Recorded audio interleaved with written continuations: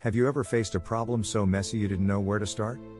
What if I told you there's a 4-step method that can turn chaos into clarity every time?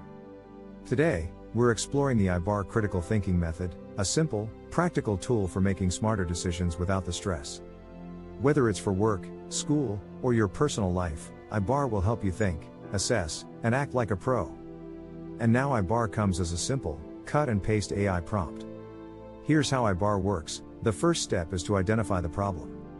That means slowing down and getting clear on what the real challenge is. Too many people solve the wrong problem just because they didn't define it properly.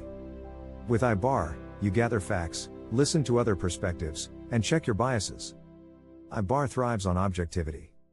Next, benchmark. You look at the best examples out there. Who's solved something like this before? What can you learn from them? This step gives you a standard to aim for. Then you assess.